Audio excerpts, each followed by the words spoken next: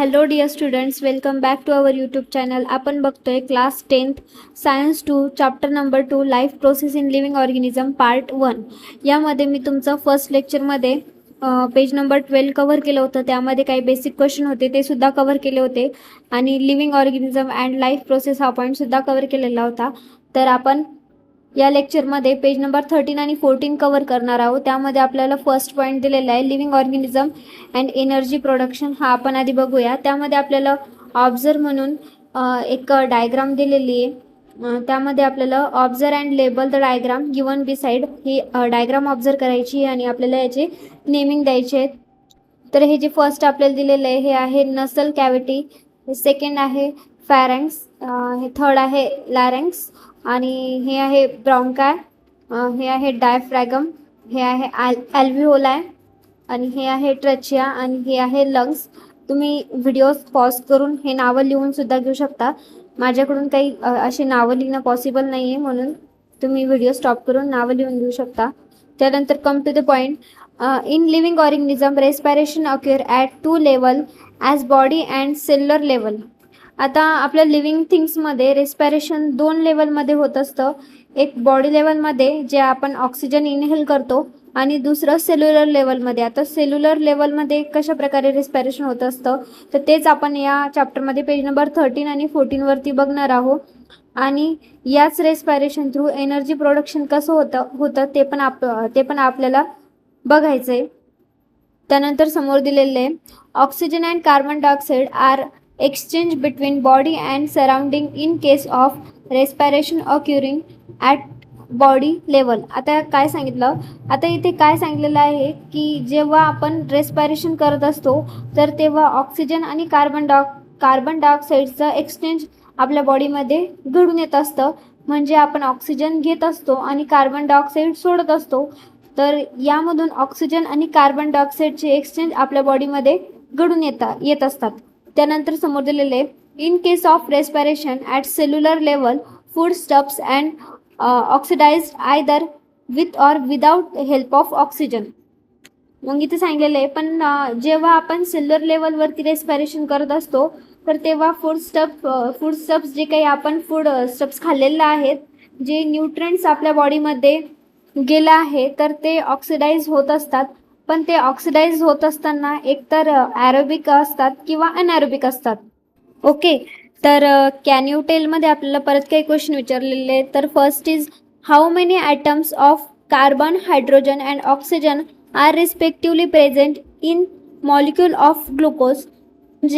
म्हणजे molecule of glucose जेव्हा तयार होतं तेव्हा त्यामध्ये कार्बनचं, हायड्रोजनचं आणि ऑक्सिजनचं किती प्रमाण असतं हे त्यांनी आपल्याला विचारलेलं आहे. आता जर आपण बघितलं तर ग्लुकोज म्हणजे काय, तर C6H12 आणि O6. म्हणजे या ठिकाणी सी म्हणजे कार्बन किती आहे तर 6 आहेत आणि हायड्रोजन H म्हणजे हायड्रोजन चे मॉलिक्यूल किती आहेत तर 12 आहेत आणि O म्हणजे ऑक्सिजनचे किती आहेत तर 6 आहेत.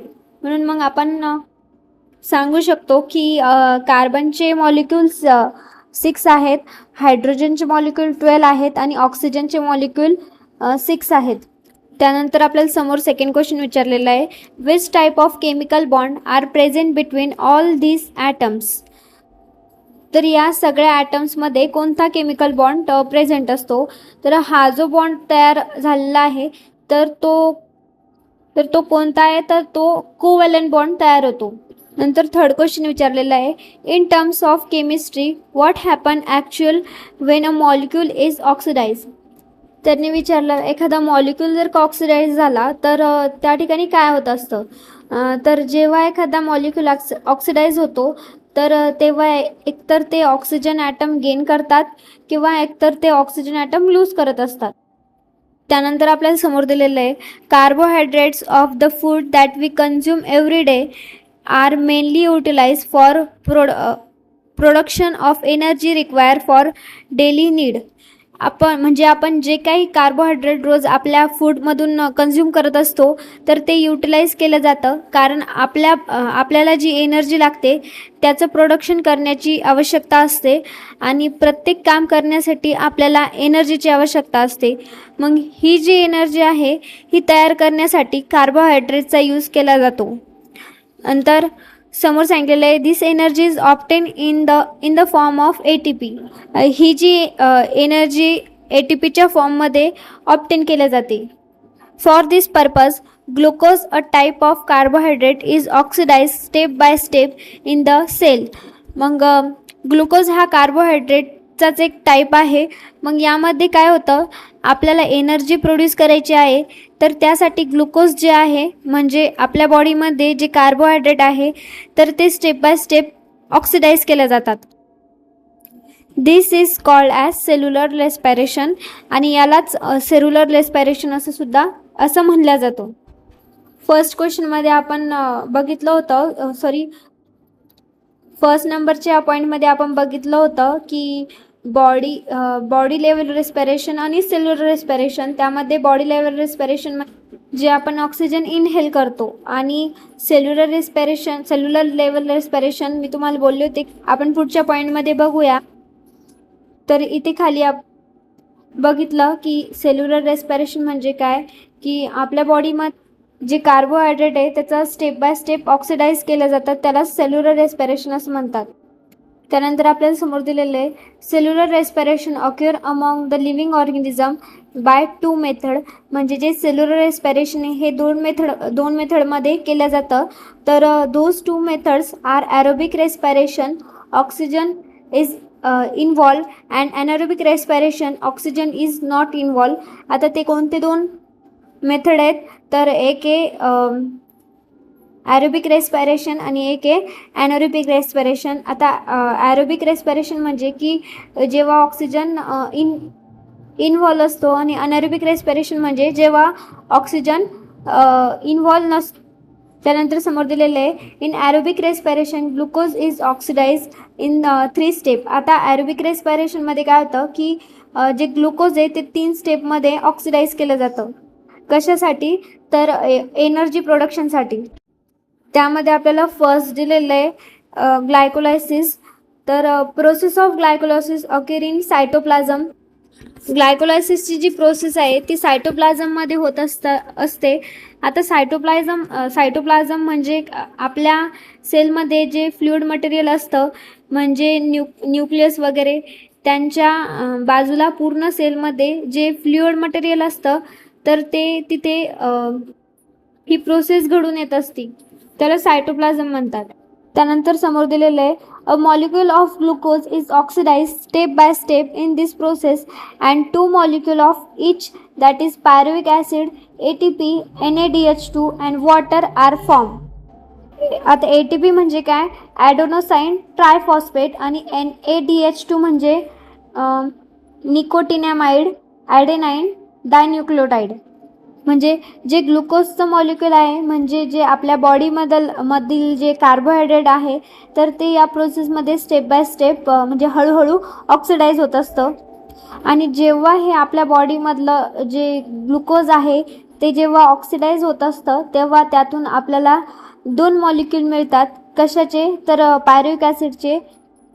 त्याचबरोबर 2 मॉलिक्यूल ATPचे मिळतात म्हणजे ॲडेनोसाईन ट्रायफॉस्फेट, आणि त्याचबरोबर 2 मॉलिक्यूल NADH2चे मिळतात आणि अजून 2 मॉलिक्यूल मिळतात ते म्हणजे वॉटरचे.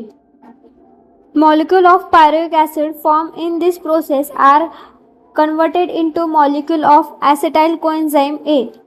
आता आपल्याला या ठिकाणी जे 2 मॉलिक्यूल मिळालेले आहे, ओके, आपण इथे बघितलं की आपण जेव्हा कार्बोहायड्रेट ग्लुकोज जेव्हा ऑक्सिडाइज करतो तेव्हा आपल्याला इथे काय मिळतं, तर 2 मॉलिक्यूल ऑफ पायरुविक ॲसिड मिळतात. ओके, आता हे जे पायरुविक ॲसिडचे 2 मॉलिक्यूल्स आहेत ते पुढे काय होतं, कन्वर्ट इनटू ॲसेटाइल कोएन्झाइम A, म्हणजे ते कन्वर्ट होतात ॲसेटाइल कोएन्झाइम A मध्ये. नंतर 2 molecule of NADH2 and 2 molecule of CO2 are released during this process. आणि या प्रोसेसमध्ये म्हणजे पायरुविक ॲसिडचं कन्व्हर्जन ॲसिटाईल कोएन्झाईम एमध्ये होतं. तर या प्रोसेसमधून 2 मॉलिक्यूल ऑफ NADH2चे 2 मॉलिक्यूल आणि कार्बन डायऑक्साईडचे 2 मॉलिक्यूल बाहेर पडतात. आय होप ही प्रोसेस तुम्हाला कळाली असेल.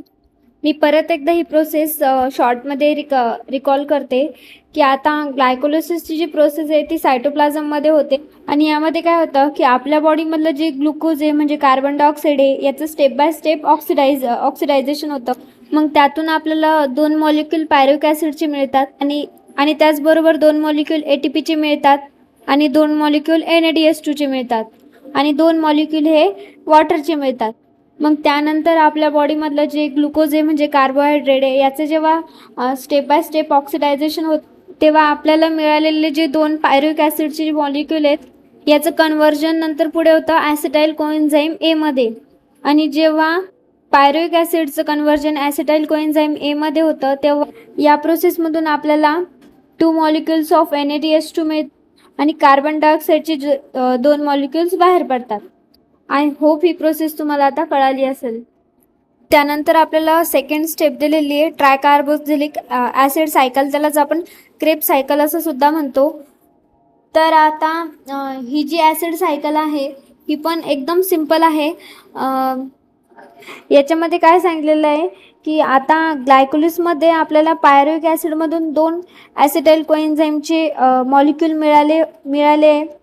ओके, आता हे 2 ॲसिटाईल कोएन्झाईमचे मॉलिक्यूल आहेत त्यांना आपण घेऊन येणार आहोत ट्रायकार्बोक्झिलिक ॲसिड सायकलमध्ये. ओके, त्यामध्ये दिलेलं आहे बोथ मॉलिक्यूल ऑफ ॲसिटाईल कोएन्झाईम ए. आता जे 2 ॲसिटाईल कोएन्झाईम आहे त्याला आपण ॲसिटाईल को ए असं सुद्धा म्हणू शकतो.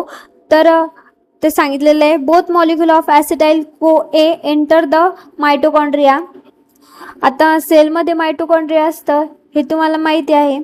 ते कसं दिसतं तर हे आपल्याला पुढे डायग्राममध्ये दिलेलंच आहे. ते अशा प्रकारे दिसतं. नंतर समोर बघूया आपल्याला काय सांगितलेलं होतं बोथ मॉलिक्यूल ऑफ ॲसिटाईल को ए एंटर द मायटोकॉन्ड्रिया. आता सेलमध्ये मायटोकॉन्ड्रिया आहे हे तुम्हाला माहिती आहे. मग आता म्हणजे आपल्या सेलमध्ये अनेक ऑर्गॅनल असतात त्यापैकी एक आहे मायटोकॉन्ड्रिया. तर हे जे मायटोकॉन्ड्रिया आहे याच्यामध्ये हे 2 मॉलिक्यूल म्हणजे ॲसिटाईल को एचे तयार झालेले आहेत तर ते एंटर करतात मायटोकॉन्ड्रियामध्ये. त्यानंतर समोर दिलेलं आहे cyclic chain of reaction called as tricarboxylic acid cycle is operated on it in the mitochondria. Cyclic chain reaction म्हणजे काय तर ट्रायकार्बोक्झिलिक ॲसिड सायकल. तर ही जी ट्रायकार्बोक्झिलिक ॲसिड सायकल आहे ही मायटोकॉन्ड्रियामध्ये ऑपरेट केली जाते. Acetyl part of acetyl CoA is completely oxidized through this cyclic process and molecules CO2, H2O, NADH2, FADH2 are derived.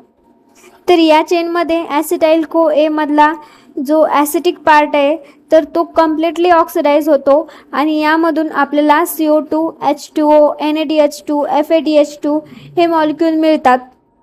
आता FADH2 काय आहे की फ्लेविन ॲडेनाईन डायन्यूक्लियोटाइड आणि NADH2 न्यूकोटिनामाइड ॲडेनाईन डायन्यूक्लियोटाइड आणि CO2 म्हणजे कार्बन डायऑक्साईड आणि H2O म्हणजे वॉटर. तर अशा प्रकारे आपलं हे पेज नंबर 13 कवर झालं ज्यामध्ये आपण हे 3 क्वेश्चन कॅन यू रिकॉलची कवर केले आणि त्यानंतर ग्लायकोलिसिस आणि ट्रायकार्बोक्झिलिक ॲसिड सायकलसुद्धा कवर केली. आय होप तुम्हाला हे कळालं असेल. त्यानंतर आपण बघूया पेज नंबर 14. त्याआधी आपण परत एकदा हे ट्रायकार्बोक्झिलिक सायकल एकदा रिकवर करूया. तर परत एकदा आपण बघूया ग्लायकोलिसिस. त्यामध्ये काय होतं ग्लायकोलिसिसमधून जे काही ॲसिटाईल को ए तयार झालेले होते 2 मॉलिक्यूलच्या पायरुविक ॲसिडपासून तर 2 ॲसिटाईल कोएन्झाईम ए तयार झाले. तर हे दोघं पण कुठून गेले तर मायटोकॉन्ड्रियामध्ये गेले आणि मायटोकॉन्ड्रियामध्ये गेल्यानंतर तिथे एक सायकल ऑपरेट केल्या जाते, त्याला आपण ट्रायकार्बोझिलिक ॲसिड सायकल असं म्हणतो.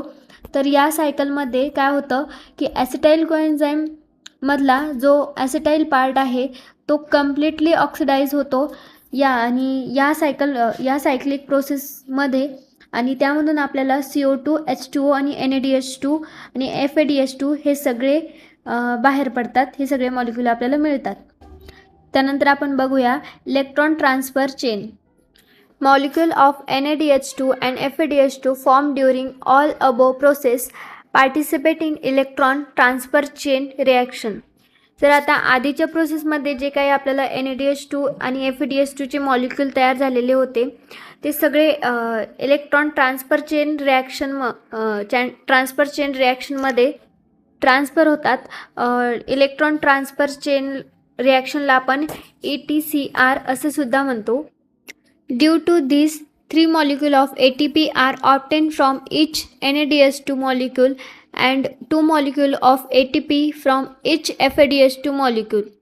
आता या ठिकाणी आपल्याला काय सांगितलेलं आहे की NaDH2 आणि FADH2 यांपासून पुढे म्हणजे NaDH2 पासून 3 मॉलिक्यूल ऑफ ATP तयार होतात आणि FADH2 पासून 2 मॉलिक्यूल ऑफ ATP पुढे तयार होतात.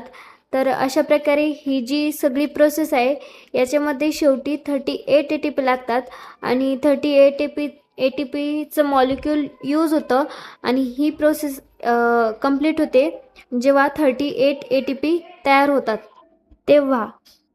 Besides ATP water molecule are also form in this reaction. आणि या रिॲक्शनमध्ये वॉटर मॉलिक्यूल पण तयार होतात. प्रत्येक रिॲक्शनमध्ये वॉटर मॉलिक्यूल तयार होत आहे. सो रिॲक्शनमध्ये आपण NaDH2 पासून 3 मॉलिक्यूल ऑफ ATP मिळालेले आणि FADH2 पासून आपल्याला 2 मॉलिक्यूल ऑफ ATP मिळालेले आहे. त्याचबरोबर शेवटी आपल्याला वॉटरचे मॉलिक्यूल पण मिळणार आहे. Electron transfer chain reaction is operate in mitochondria only. तर ही जी रिॲक्शन आहे ही मायटोकॉन्ड्रियामध्येच ऑप्टेन केल्या जाते. Thus, a molecule of glucose is completely oxidized in aerobic respiration and molecule of CO2 and H2O are produced along with energy. आणि मग अशा पद्धतीने इथे ATPचे 3 molecule आणि 2 मॉलिक्यूल 3 मॉलिक्यूल NaDH2 मॉलिक्यूलचे असतील. त्यातील प्रत्येकीचे 3 मॉलिक्यूल आणि FADH2 पासून 2 मॉलिक्यूल अशा प्रकारे सगळ्या मॉलिक्यूल आपल्याला या ठिकाणी मिळतात. त्याचबरोबर तिथून वॉटर पण फॉर्म होतो, वॉटरचे पण मॉलिक्यूल तयार होतात आणि अशा पद्धतीने इथे ग्लुकोज कम्प्लिटली ऑक्सिडाइज होतं. आणि लास्ट स्टेप आहे ऑक्सिडायझेशन ऑफ ग्लुकोजमधील म्हणजे ग्लायकोलिसिसमधील ही त्याची लास्ट स्टेप आहे. या ठिकाणी ग्लुकोजचं पूर्णपणे ऑक्सिडायझेशन झालेलं आहे आणि इथे ॲरोबिक रेस्पिरेशनचं आपलं संपलेलं आहे आणि शेवटी आपल्याला CO2 म्हणजे कार्बन डायऑक्साईड आणि H2O मिळालं आणि अशा प्रकारे इथे ही प्रोसेस कंप्लीट होते. तर यानंतर आपण बघूया ही डायग्राम. तर डायग्राममध्ये आपल्याला काय सांगितलेलं आहे की पायरुव्हिक ॲसिड एंटर होतं म्हणजे ॲसिटाइल कोएन्झाईम आणि ॲसिटाइल कोएन्झाईमचं कन्व्हर्जन कशात झालेलं आहे NaDH2 आणि FADH2 आणि CO2 आणि वॉटरमध्ये. म्हणजेच या ठिकाणी पायरुव्हिक ॲसिड एंटर होतं म्हणजेच काय एंटर होतं NaDH2 FADH2 एंटर होतात आणि NaDH2 FADH यापासून प्रत्येकी NaDH2 पासून 3 मॉलिक्यूल ऑफ ATP आणि FADH2 पासून 2 मॉलिक्यूल ऑफ ATP घेतल्या जातात आणि मग त्या ठिकाणी परत ग्लायकोलिसिस होतं. त्याचबरोबर वॉटरचे मॉलिक्यूल तयार होतात आणि शेवटी ही सगळी प्रोसेस कंप्लीट झाल्यानंतर मग त्यातून CO2 H2O आणि एनर्जी फॉर्म होते. आता इथे काही मायटोकॉन्ड्रियाचे पण पार्ट्स दिलेले आहेत. आता आतमध्ये जे आहे ते पूर्ण मायटोकॉन्ड्रिया मॅटर आहे. त्याला मायटोकॉन्ड्रियल मॅटर असं नावसुद्धा दिलेलं आहे. आणि हे जे आहे बाहेरचं ते आउटर मेम्ब्रेन आहे आणि ही जी आतली लाईन आहे तर ही आहे इनर मेम्ब्रेन. ओके, तर अशा प्रकारे आपल्याला ही पूर्ण प्रोसेस सांगितलेली आहे. त्यानंतर बघूया आपण ATP. ATPचा लॉंग फॉर्म आहे ॲडेनाईन ट्रायफॉस्फेट. इथे दिलेलं आहे adenine triphosphate is energy rich molecule and energy is stored in the bonds by which phosphate group are attach to each other. आता इथे जर आपण बघितलं तर आपल्याला ATPचं स्ट्रक्चर बघायला मिळतं. तर नेमकं हे ATP तयार कसं होतं, तर ATPमध्ये 3 मॉलिक्यूल ऑफ फॉस्फेट असतात. त्याच्यामध्ये हा बॉन्ड तयार झालेला असतो आणि त्याच्यामध्ये अजून काय काय असतं आपण समोर बघूया. These molecules are stored in the cell as per need. म्हणजे ज्याप्रमाणे गरज असती त्याप्रमाणे ATPचं मॉलिक्यूल आपल्या बॉडीमध्ये स्टोअर करून ठेवल्या जातात. आणि chemically ATP is triphosphate molecule form adenosine ribonucleoside. आता ATP हे काय आहे तर एक ट्रायफॉस्फेट मॉलिक्यूल आहे जे ॲडेनोसाईन रायबोन्यूक्लियोसाइड यापासून तयार झालेलं आहे.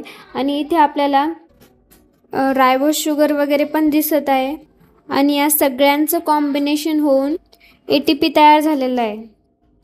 It contain a nitrogenous compound adenine, pentose sugar, ribose and 3 pentose phosphate group.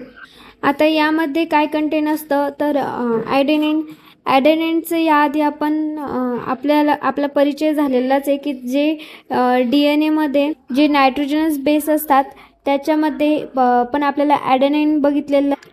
Pentose sugar आहे इथे आपण बघू शकतो, रायबोस पेंटोस शुगर, त्याचबरोबर अजून 3 फॉस्फेट ग्रुप देखील आहे.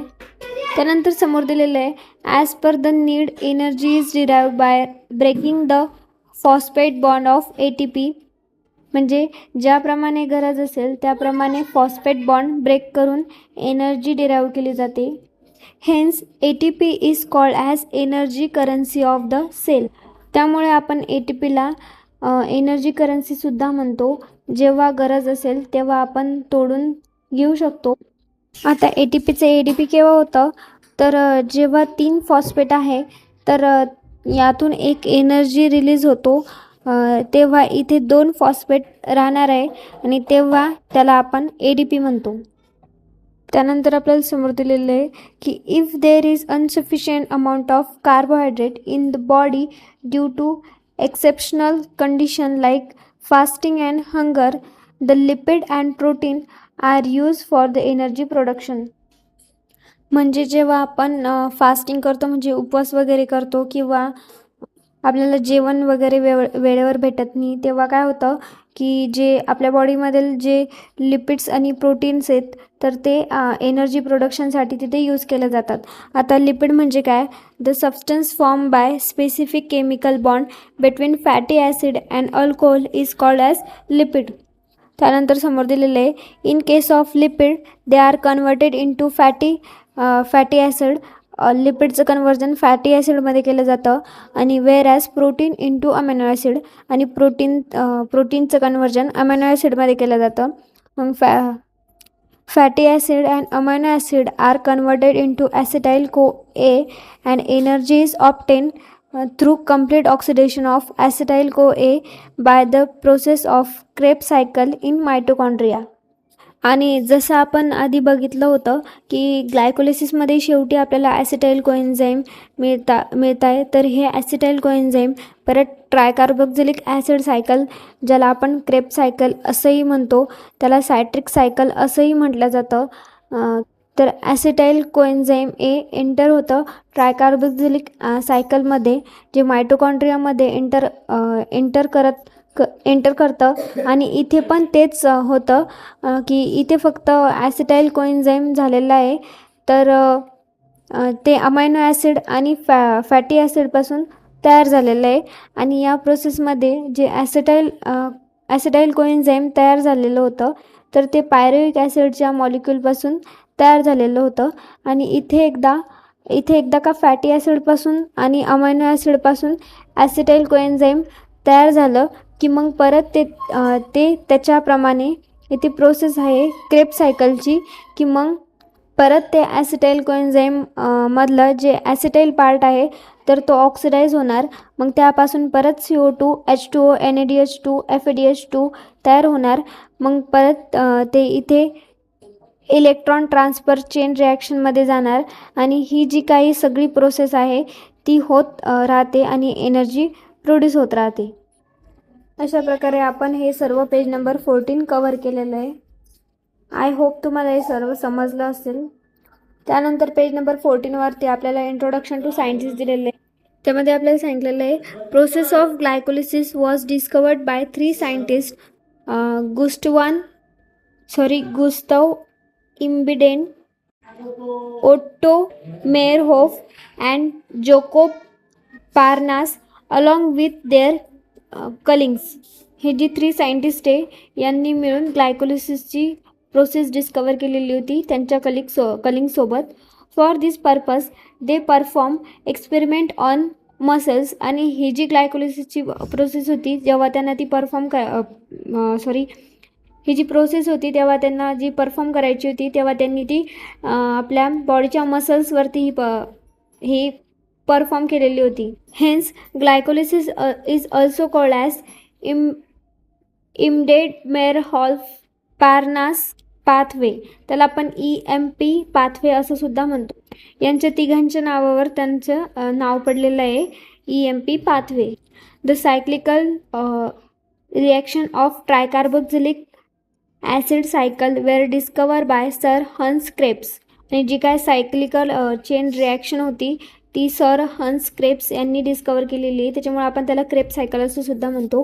Hence this cyclical process is also called as Kreb cycle. त्याच्यामुळे त्याला क्रेब सायकल असं सुद्धा म्हणलं जातं. He has been awarded the Nobel prize in 1953 for this discover. आणि त्यांना 1953मध्ये नोबेल प्राईजसुद्धा मिळालेलं होतं. त्यानंतर या लेक्चरमध्ये आपण process of energy production through aerobic respiration of carbohydrate, protein, fat he web cycle cover करूया. आणि त्यानंतर जी ॲनारोबिक रेस्पिरेशनची सायकल आहे ती आपण नेक्स्ट लेक्चरमध्ये कव्हर करूया. त्यामध्ये फर्स्ट कार्बोहायड्रेट जे होते तर ते ग्लायकोलिसिसमध्ये थोड्या प्रमाणात ऑक्सिडाईज केले जातात आणि त्यापासून जे पायरुव्हिक ॲसिडचे 2 मॉलिक्यूल तयार होतात तर ते 2 मॉलिक्यूलचं कन्व्हर्जन ॲसिटाइल CoA मध्ये केलं जातं. आणि ॲसिटाइल CoA मधले जे ॲसिटाइल कोएन्झाईमचे जे 2 मॉलिक्यूल आहेत तर ते परत मायटोकॉन्ड्रियामध्ये जातात आणि परत क्रेब सायकलमध्ये आपण बघितलं कशा प्रकारे प्रोसेस होते.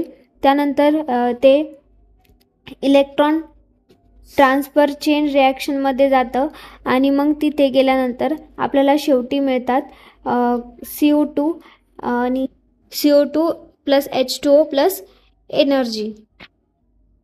आणि इन केस जर आपल्या बॉडीमध्ये कार्बोहायड्रेट सफिशियंट प्रमाणात नसेल तर लिपिडचं कन्व्हर्जन फॅटी ॲसिडमध्ये होतं आणि प्रोटीनचं कन्व्हर्जन अमायनो ॲसिडमध्ये होतं. आणि परत फॅटी ॲसिडचं आणि अमायनो ॲसिडचं कन्व्हर्जन ॲसिटाइल कोएन्झाईम A मध्ये होते आणि मग परत क्रेब सायकल आणि इलेक्ट्रॉन ट्रान्सफर चेन रिॲक्शन होते. आय होप हे लेक्चर तुम्हाला कळाले असेल, समजलं असेल. Thanks for watching.